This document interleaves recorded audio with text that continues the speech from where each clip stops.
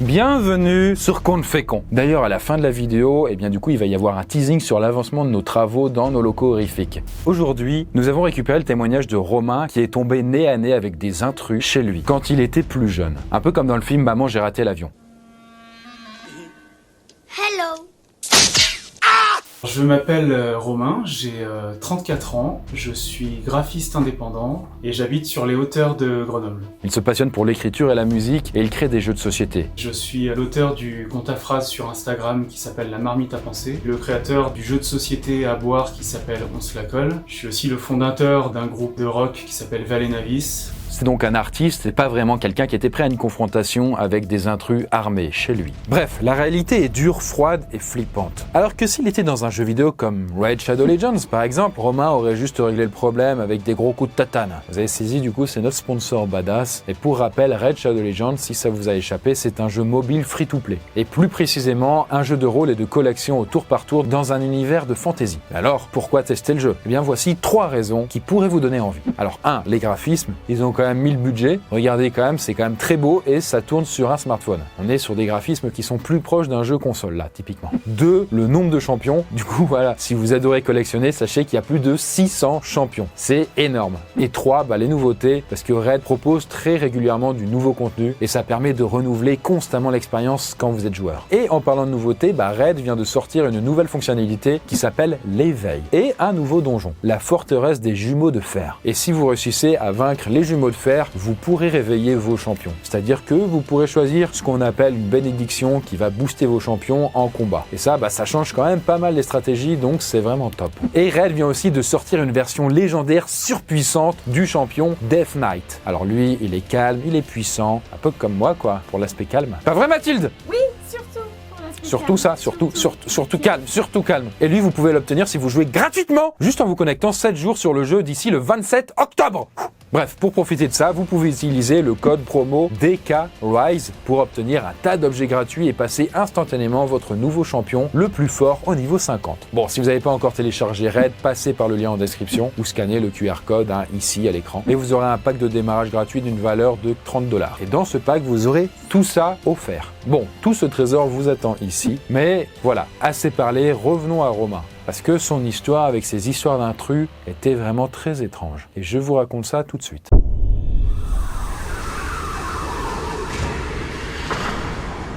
Les faits se déroulent le 30 novembre 2013, dans une vieille maison de famille vers Grenoble. La maison est située au pied d'une colline et près d'une forêt. Voilà, donc le cadre est assez isolé. C'est la maison où Romain et ses frères ont grandi. D'ailleurs, petit détail important, la maison est découpée en 3 niveaux. Il y avait le rez-de-chaussée qui était donc notamment l'entrée. Il y avait l'étage numéro 1 qui était un étage de vie dans lequel on retrouvait la cuisine, la salle à manger, le salon, etc. Et puis l'étage numéro 2 qui était essentiellement consacré aux chambres. Romain a alors 25 ans à ce moment-là, c'était donc il y a à peu près une dizaine d'années. Et lui, du coup, après avoir vécu dans le Vaucluse, par les hasards de la vie, il repasse par la case vivre chez papa-maman, en même temps que ses frères. Et ce 30 novembre, Romain et ses frères sont de sortie. Mes frangins étaient pas très loin de la maison, moi j'étais parti dans le centre-ville de Grenoble avec des amis, mes parents étaient de voyage, enfin voilà, donc la maison, ce soir-là, exceptionnellement, était vide. Le lendemain, je devais aller bosser, donc j'ai essayé d'être raisonnable et je suis rentré chez moi sur les coups de minuit à peu près. D'ailleurs, il rentre avant ses frères et étant très fatigué, il se couche tout de suite et il ne pense qu'à passer une bonne nuit au chaud. Au bout de 2 heures de sommeil, il se réveille en entendant de l'agitation autour de lui. J'entends fouiller dans mes placards, je suis persuadé à ce moment-là que c'est mon frère et l'un de ses amis qui ont décidé de rentrer dormir à la maison et qui cherchent une couverture, une couette, un oreiller dans mes placards. Voilà, c'est des choses qui peuvent arriver on va dire. Mais les bruits se font de plus en plus insistants. Et Romain commence même à entendre des voix qu'il ne reconnaît pas. Et alors, les yeux encore mi-clos, il distingue des lumières qui vont et qui viennent dans sa chambre. Je suis dos à ce qui se passe, je suis face au mur, mais malgré tout, je distingue tout ça. Et là, je commence sincèrement à en avoir un petit peu marre, quoi. Donc je veux le signifier à mon frangin et à son pote, s'il est à côté. Je décide de me retourner et puis de pousser un râle de mécontentement en ouvrant les yeux, pour faire comprendre que fallait me laisser dormir, quoi. Sauf que là, il ne tombe pas face à son frère et à un pote. Il voit deux hommes inconnus sans parvenir à bien les distinguer. Et ce sont apparemment des cambrioleurs qui n'avaient pas vu Romain dans le lit, sous sa couette. Donc là, le réflexe de l'un des deux a été de m'aveugler avec sa lampe torche. La petite lueur que je distinguais, c'était en fait une lampe torche qui les aidait à se repérer. Puis, ils se mettent à décamper de la chambre en disant « On se tire! On se tire !» Romain sent alors une odeur d'essence très forte qui monte dans le nez. Il est complètement sidéré et il a même quelques secondes d'incompréhension totale. Et alors que les intrus sont en train de fuir, lui, il essaye de recoller les morceaux dans sa tête de ce qui vient de se passer. Il faut savoir que quelques secondes auparavant, je dormais. J'avais passé une soirée un petit peu arrosée aussi, donc ça aidait pas. Et par réflexe, il se redresse dans le lit et il reste debout, et figé une quinzaine de secondes, pour écouter autour de lui. Il entend les deux intrus qu'il a fait fuir, qui sont en train de courir dans les escaliers, et il les entend à un moment quitter la maison. À ce moment-là, je décide de me rendre dans la salle de bain qui se trouve en face de ma chambre. Il s'enferme dedans. Sur l'instant, il ne pense pas appeler la police, mais plutôt à appeler son frangin, celui qu'il croyait rentrer, car il sait que son frère n'est vraiment pas loin ce soir-là. Et heureusement, le frère décroche. Je lui dis calmement, écoute, il y a 2 cambrioleurs à la maison, je viens visiblement de les faire fuir, et je sais pas s'il y en a d'autres au sein de la maison ou si ils sont toujours dans le coin. Et d'ailleurs, il lui demande bien du coup quand il arrive de faire beaucoup de bruit pour faire fuir les derniers intrus qui pourraient être encore là. Bref, après avoir accroché et s'être un peu calmé, Romain a une drôle d'idée. J'ai un réflexe assez primaire, je sais pas pourquoi, mais je décide de fouiller l'étage dans lequel je me trouve pour voir s'il reste pas des cambrioleurs. Donc je décide d'ouvrir les portes de toutes les chambres et des autres pièces aussi, une à une, dans l'obscurité totale, pour faire fuir d'éventuels cambrioleurs qui seraient encore ici. En ouvrant l'une des dernières chambres et en marchant dedans, il entend une personne courir au premier étage. Alors, est-ce qu'il aurait fait fuir le 3e cambrioleur ? En tout cas, pendant 1 minute, il ne bouge plus et il attend. J'essaye d'analyser le moindre bruit, le moindre élément sonore, le moindre élément visuel, même si je suis encore dans l'obscurité. Il ne veut surtout pas allumer la lumière pour rester le plus discret. Bon, il n'entend alors plus rien jusqu'à ce que son frère finisse par arriver en voiture. Et comme il lui a demandé, ils font un boucan d'enfer quand lui et son pote arrivent, en klaxonnant, faisant en sorte que voilà, les mecs arrivent quoi. Du coup, on a compris.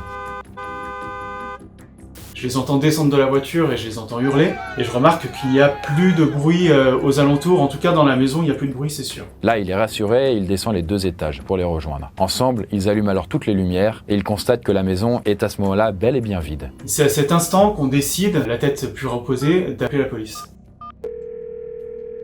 Bon, par chance, il y avait une patrouille qui était pas très loin et elle arrive en moins de 5 minutes. Une fois arrivée sur place, la police recherche des indices et prend la déposition de Romain.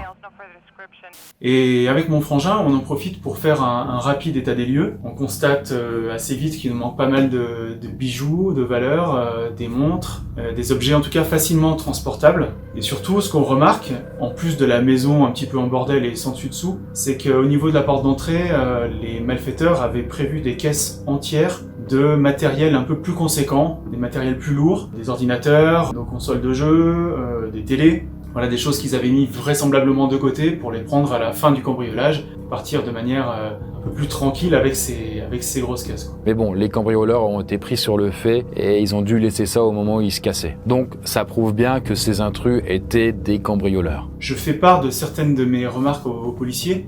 Je suis notamment persuadé que les voleurs ont pris le chemin qui se trouve dans la forêt juste à côté de ma maison pour s'enfuir, puisqu'en faisant 10 minutes de marche à peu près, on retombe sur une route relativement tranquille et éloignée de tout vis-à-vis. C'était la fuite parfaite. En tout cas, quelques semaines plus tard, il apprend que les cambrioleurs ont été arrêtés.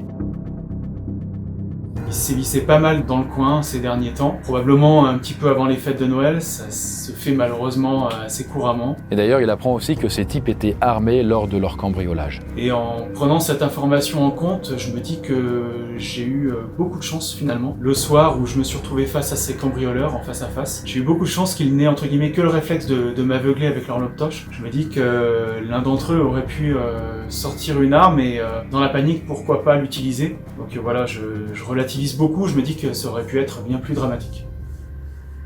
Mais paradoxalement, Romain dit qu'il a plutôt réagi calmement sur le moment. Mais plus tard, en y repensant, il a pris quand même la mesure du danger qu'il a vécu. Je me dis que ça a été justement relativement irréfléchi par moment, j'aurais sûrement dû appeler la police plus tôt. Et voilà, c'est comme si ces dernières années, je vivais la chose de manière post-traumatique. Et c'est vrai, je dois dire que j'ai le sommeil qui est devenu plus léger.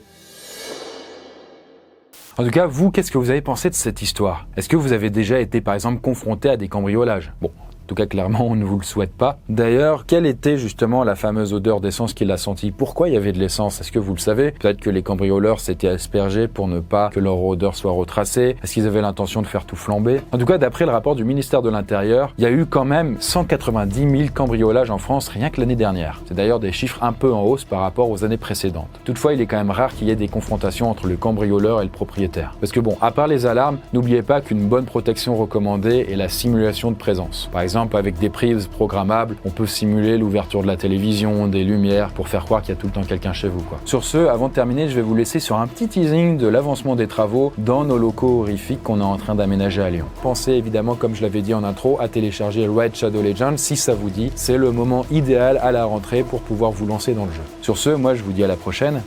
Bonne nuit. Petit rappel des événements. Il s'est avéré après enquête que nos locaux, d'anciennes pompes funèbres, avaient autrefois une partie crématorium. Cette partie a été condamnée suite à une affaire criminelle sordide. Mais pour toute l'histoire, n'hésitez pas à voir les vidéos sur le sujet, vous avez les liens en description. Et lors des travaux de ces locaux, on s'est rendu compte, en étudiant les plans de l'époque, qu'il n'y avait pas que l'ascenseur dans Muret. Apparemment, une autre partie de l'ancien crématorium a été condamnée, et après avoir cassé le mur, voilà ce qu'on a découvert derrière.